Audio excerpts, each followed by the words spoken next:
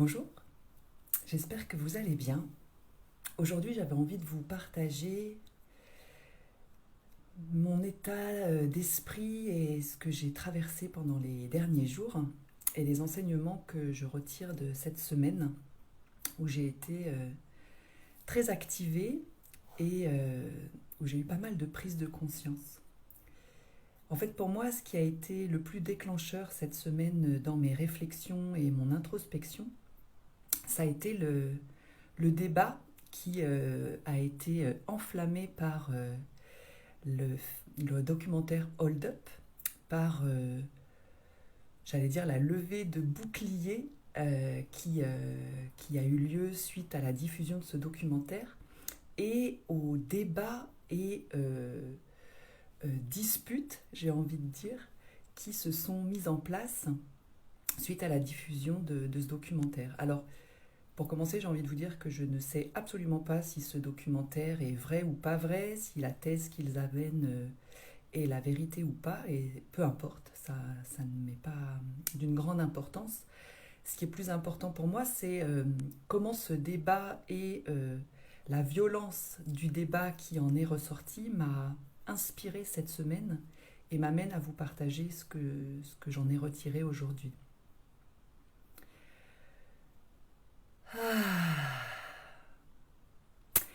Je me suis rendu compte que j'ai regardé ce documentaire, ça m'a énormément bouleversée, ça m'a beaucoup agitée, ça m'a créé beaucoup d'angoisse et en même temps j'ai trouvé ça riche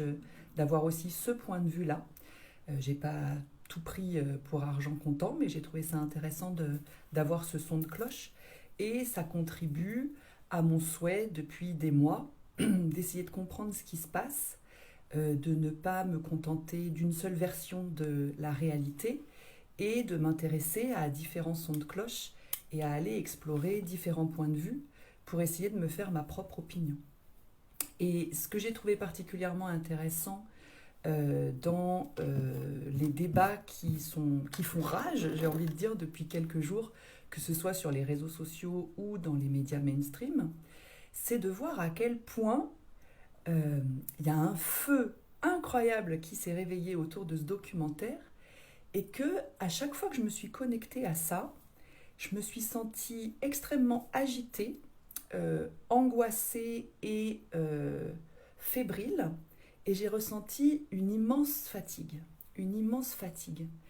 Et quand je suis allée voir dans mon corps qu'est-ce qui se passait, quelle était cette agitation, quelle était cette fébrilité et d'où venait cette immense fatigue, je me suis rendu compte que c'était parce qu'en fait, tout ce que j'ai vu, en tout cas, c'était des débats purement intellectuels, avec des combats d'ego parfois extrêmement forts et intéressants à observer, et qu'en fait, il me semble, en tout cas ce que j'ai ressenti, et une fois de plus ce que je vous décris, c'est uniquement ma perception, mon ressenti, ma vision des choses, et l'interprétation que j'en fais,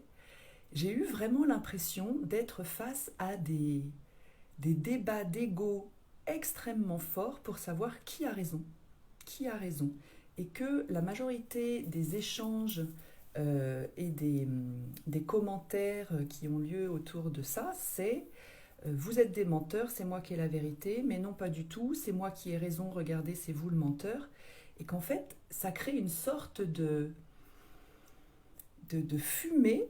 qui fait que c'est quasiment impossible de savoir quoi penser. En tout cas, moi, ça me remet dans cet état de sidération où j'ai l'impression que je ne sais plus quoi penser, je ne sais plus où se trouve la vérité, je ne sais plus qui croire, je ne sais plus quoi écouter, je ne sais plus quelle opinion me faire. Et quand je ressens ça, en général, c'est une alerte qu'il faut que j'arrête de me documenter, que je revienne à l'intérieur de moi et que je fasse le tri et que je fasse le point parce que je me laisse complètement embarquer par mon mental et par mon ego et que je suis en train de pédaler dans la semoule et que les petits hamsters dans ma tête pédalent et que ça m'emmène nulle part. Donc j'ai fait ce... Tous les jours, je suis allée marcher en forêt, j'ai essayé d'être moins sur les réseaux sociaux et de vraiment ressentir ce qui se passait dans mon corps, dans mon cœur, dans cette agitation. Et j'ai vu que la partie de moi qui est très activée cette semaine, c'est la partie de moi qui veut avoir raison. Alors, qui veut avoir raison, ou en tout cas, qui a envie d'être rassurée par le fait qu'elle détient la vérité. Et je pense qu'il y a en chacun de nous, chez moi c'est assez fort, je suppose, mais peut-être pas que chez moi, en chacun de nous, il y a une partie de nous qui a besoin de faire sens de l'absurdité du monde, qui a besoin d'attraper, de s'agripper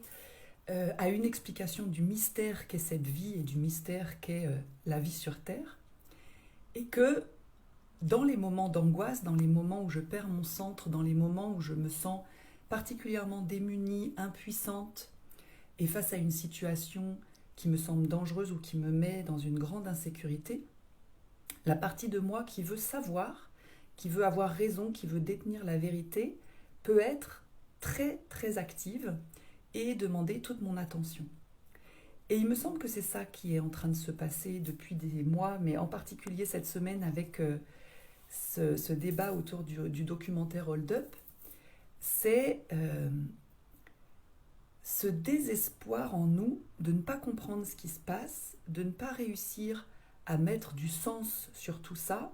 et ce désir profond qu'on nous donne enfin la version, la vraie version, l'explication. Ah, ça y est, tout ça fait sens et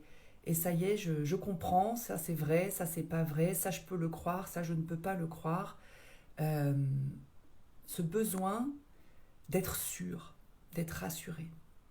Et j'honore vraiment ce besoin en moi, parce que c'est un besoin essentiel dans ma vie. Et en même temps, je m'en méfie, parce que j'ai appris tout au long de ma vie, et en particulier avec mes enseignants chamans, que la réalité n'existe pas, que la vérité n'existe pas, et que la seule chose qui existe, c'est notre rêve, c'est notre interprétation de la réalité, c'est notre croyance,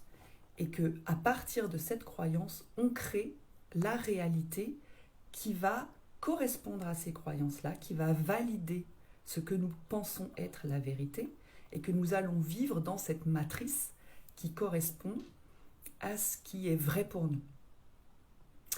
Et ça, je le sens, je le sais, je l'expérimente depuis des années, même si je pense que ça prend une vie d'en prendre toute la mesure. Et je suis allée voir hier et ce matin vraiment pourquoi j'ai tellement besoin d'être rassurée, pourquoi j'ai tellement besoin de savoir la vérité, de détenir la vérité et de pouvoir m'y accrocher. Et pourquoi je m'entête à vouloir avoir raison alors que j'ai toujours en tête ce dicton, je ne sais pas d'où il vient, mais dans la vie on a le choix, avoir raison ou être en paix, et qu'aujourd'hui moi j'aspire vraiment à être en paix. Donc je suis allée voir ça et j'ai senti qu'il y avait 3 espaces en moi qui avaient profondément besoin d'avoir raison ou de détenir la vérité. La première partie, c'est ma partie mentale, j'ai envie de dire ma santé d'esprit, qui fait que c'est très compliqué pour moi de vivre dans un monde absurde. C'est très compliqué pour moi de fonctionner dans un environnement qui ne fait pas sens. Et ça me met soit dans un état de sidération profond, soit dans une rage incontrôlée, soit dans un désespoir profond de devoir reconnaître que j'habite aujourd'hui, je vis aujourd'hui dans un monde et dans une vie qui n'a aucun sens et où je ne peux pas donner du sens à ce qui se passe. Donc c'est cette partie de moi qui a beaucoup de mal à lâcher prise,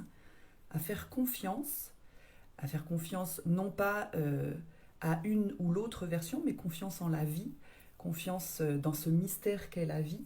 confiance que on va quelque part et qu'on va arriver quelque part, même si je ne comprends pas, même si je ne maîtrise pas, même si je ne décide pas de comment ça se passe. Et donc il y a cette partie de moi qui a besoin d'être rassurée, que tout ça fait sens, et qui donc va aller grappiller sans cesse une multitude d'informations, avec une thèse, son antithèse. En plus, moi, j'ai fait Sciences Po, donc j'ai été extrêmement entraînée pendant 4 ans à aller chercher thèse, antithèse, synthèse, à ne pas me contenter d'une information, mais à toujours aller la vérifier, la recouper, la confronter, la démolir pour la reconstruire. Donc, il y a cette partie mentale en moi qui est très active, et c'est OK. Le truc, c'est juste d'être consciente qu'elle est là, et de voir que la médecine de cette tendance-là, c'est le lâcher-prise et la confiance. Et la confiance dans le fait que même quand c'est pas moi qui pédale, même quand je ne comprends pas ce qui se passe, même quand tout ça est mystérieux, je peux lâcher prise et faire confiance dans le flot de la vie et dans le fait que c'est pas si grave de pas comprendre. Donc ça, c'était ma première identification de mon agitation. La deuxième agitation que j'ai vue, c'est ma partie très égotique qui identifie étroitement mes croyances à qui je suis et l'amour dont je suis digne. J'ai vu, j'ai constaté, j'ai ressenti à quel point je pouvais me sentir agitée et en danger si des personnes que j'apprécie, ou que je ne connais pas d'ailleurs, ou que je n'apprécie pas, venaient critiquer mes prises de position, venaient me dire que j'avais tort, venaient me démontrer que les idées que je relayais ou les informations que je partageais étaient erronées et que j'étais en train de me faire enfumer. Et j'ai vu combien il y a une partie de moi qui croit que si je suis sûre des informations et que je suis sûre que c'est la vérité, que je suis sûre que j'ai raison, je vais être plus appréciée, je ne vais pas être rejetée, je ne risque pas d'être agressée. En tout cas, il y a une partie de moi qui identifie la personne que je suis et mon amabilité à la qualité des croyances. Et la qualité de mes croyances, c'est est-ce que je suis sûre que c'est vrai ? J'ai pas envie qu'on me prenne pour une menteuse. J'ai pas envie qu'on me prenne pour quelqu'un de naïf. Et j'ai pas envie qu'on croie que je suis manipulable. J'ai pas envie de l'être d'ailleurs. Et donc il y a une partie de moi très égotique qui a envie d'être crédible et qui estime que si je veux être aimée, si je veux pas être rejetée, si je veux pas créer de conflit, si je veux pas perdre ma réputation, si je veux pas être jugée, bah, il faut que je sois sûre que ce que je partage c'est la vérité et il faut que je valide comme réelles mes idées, mes croyances, mes prises de position. Donc ça, c'était intéressant aussi de voir qu'il y a une partie de moi qui s'identifie à ce que je dis, ce que je fais, ce que je crois, et qui pense qu'à partir de là, on va m'aimer ou pas m'aimer, et je vais avoir ma place dans la société ou pas. Et j'ai senti combien c'était vivant en moi, et combien ça entrait en résonance avec la violence que j'ai pu ressentir dans certains commentaires sur Facebook ou dans certaines prises de position sur les plateaux télé par rapport aux gens qui défendent des thèses et qu'elles soient vraies ou pas, encore une fois, c'est pas du tout mon propos. Chacun a le droit de penser ce qu'il veut et dire ce qu'il veut, à mon sens. La liberté d'expression, c'est quelque chose d'important. Mais en tout cas, combien le fait de vous avez raison, c'est vrai, c'est pas vrai, c'est faux, vous êtes un menteur, vous êtes un manipulateur, venait d'un endroit extrêmement blessé, extrêmement souffrant de « mais si j'ai tort, je suis plus rien. Si je me trompe, j'ai plus ma place, je suis un connard, quoi. Je suis nulle. » Et j'accueille cette partie de moi avec beaucoup de tendresse et en même temps, voilà, j'observe que j'ai pas envie que ce soit cette partie-là de moi qui dirige ma vie. Et puis la troisième dimension agitée que j'ai trouvée en moi, il y en a certainement d'autres, mais j'en suis rendue à 3 aujourd'hui, c'est que je me suis rendu compte que c'est très important pour moi d'avoir un sentiment de sécurité dans la vérité de mes croyances, de m'accrocher à quelque chose de logique, rationnel, rassurant et véritable dans mes croyances, parce que toutes les actions que je pose au quotidien sont posées sur mes croyances, sur mes valeurs. Et mes valeurs sont liées à mes croyances. Donc si j'ai une valeur très forte de liberté, de solidarité, de vérité, d'indépendance, alors évidemment, toutes les croyances que je porte vont me pousser à l'action. Et je veux avoir des actions alignées. J'ai envie d'être une personne qui marche sa parole, c'est-à-dire qui dit ce qu'elle pense et qui agit en fonction de ce qu'elle dit. Je veux aligner mes pensées, mes valeurs, mon élan vital et créateur et mes actions. Et donc il y a une partie de moi qui est extrêmement en stress actuellement, puisque je pose beaucoup d'actions au quotidien, que ce soit en tant qu'humaine, en tant que femme, en tant que mère, en tant que citoyenne, en tant que femme médecine. Je pose énormément d'actions et je ne prends jamais à la légère la portée des actions de chacun. Chaque contribution est importante, chaque contribution est essentielle et chaque action a des conséquences. Et il y a une part de moi très perfectionniste qui veut s'assurer que les actions que je vais poser vont se baser sur des croyances et des valeurs sûres, confirmées, vraies, parce que je ne veux surtout pas nuire, faire des erreurs ou agir en dépit du bon sens. Et donc c'était intéressant de voir cette partie de moi qui est très agitée de vouloir poser la bonne action, de vouloir agir le plus justement possible et qui est assez tétanisée et terrorisée de ne pas faire les bons choix, de ne pas prendre les bonnes décisions, de ne pas poser les bonnes actions. Donc j'ai trouvé ça vraiment intéressant de m'asseoir avec ces parties-là de moi, celle qui veut avoir raison pour donner du sens à l'absurdité du monde actuel et le grand mystère qui est la vie, celle qui s'identifie à ses croyances et qui pense qu'elle est aimée en fonction de ce qu'elle dit, de ce qu'elle fait et des vérités qu'elle transmet, et puis celle qui veut avoir une action juste et éclairée et qui est effrayée de poser des actions qui seraient basées sur des croyances erronées ou de se tromper et de ne pas faire ce qu'il faudrait. J'imagine qu'il y en a plein d'autres, mais peut-être que ces 3 parties de moi résonnent avec des parties de vous. Je vous laisse sentir. Et en fait, ce qui est venu ensuite très fort en moi, c'est de me rappeler que la vérité n'existe pas et que la seule chose essentielle, c'est de revenir dans mon âme et conscience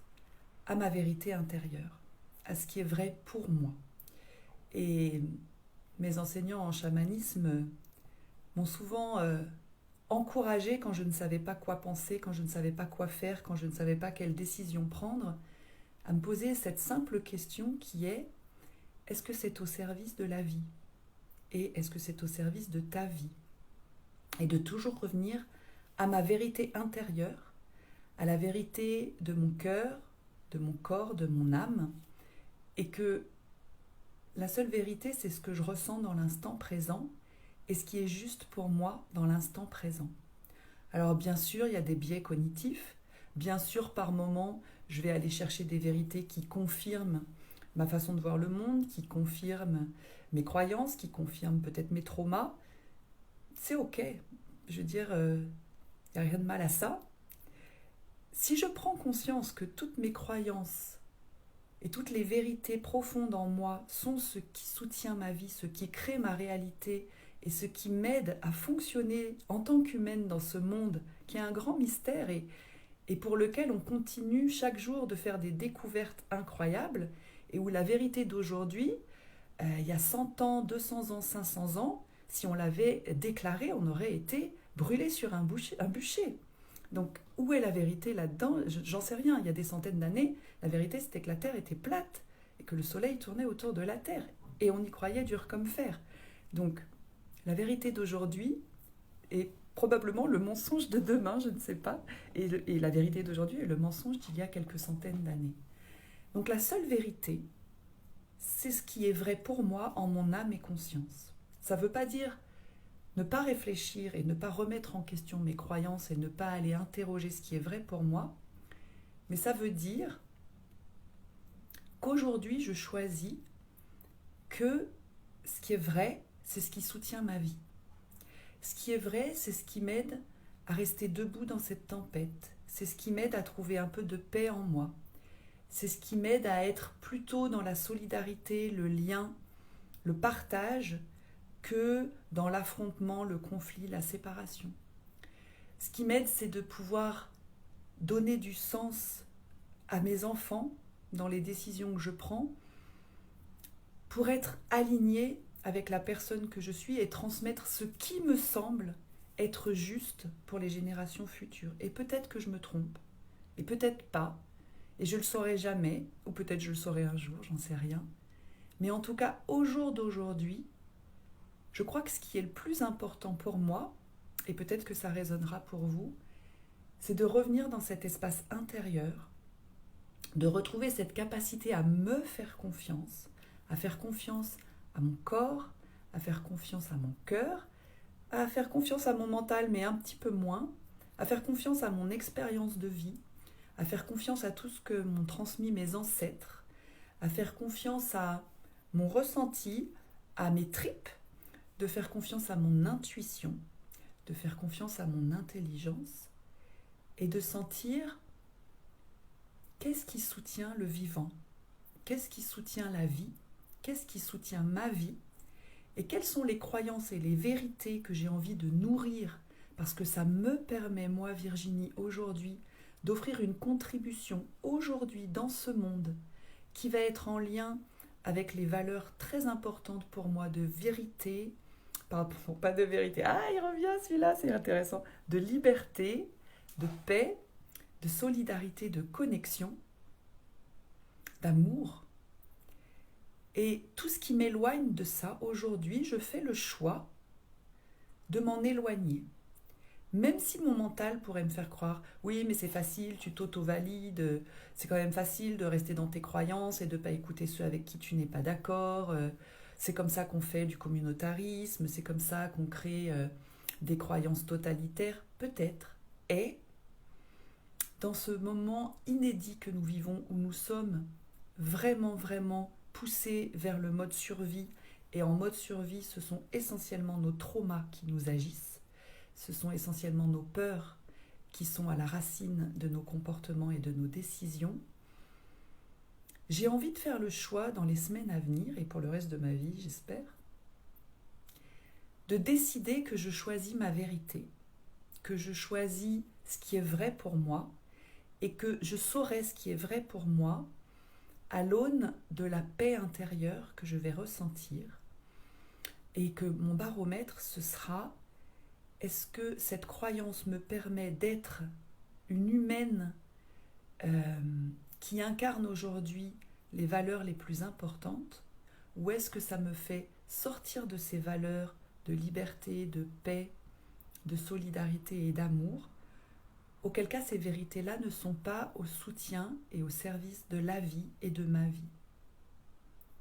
Ça va être une expérience. Je pense que je vis ça depuis des années déjà, mais c'était facile. C'était facile dans le monde de l'avant-Covid d'aligner tout ça parce que j'étais beaucoup moins challengée au quotidien dans ces valeurs essentielles que je porte et qui m'animent. Et je trouve que c'est un entraînement très intéressant à mettre en place et ça va pas être facile. Et bien sûr, je vais me tromper au moins une fois sur 2, si ce n'est 9 fois sur 10. Mais j'ai envie de me retirer d'une validation extérieure, d'une sécurité extérieure. J'ai envie d'arrêter de chercher un papa et une maman à l'extérieur qui vont donner du sens à tout ça, pour retrouver le Père et la Mère divins en moi et faire confiance à ce que je ressens, à ce que je pense, à ce que je suis, et de me poser la question de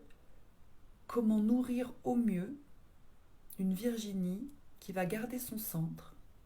qui va avoir toutes les ressources nécessaires pour continuer d'être au service, déjà de moi-même, de ma propre vie, de mes enfants, de cette société et de mes clients. Et ce serait comment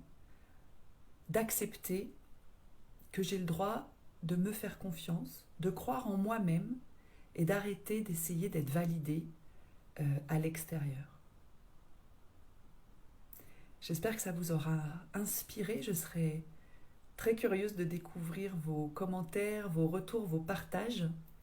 Et je vous souhaite vraiment de prendre grand soin de vous. Si vous voulez aller plus loin dans cette exploration, j'ai mis en ligne un accompagnement qui s'appelle Ressources. Et je suis sûre que c'est parce que je suis en train de créer le contenu de cet accompagnement que j'ai toutes ces réflexions-là, parce que ce contenu est essentiellement construit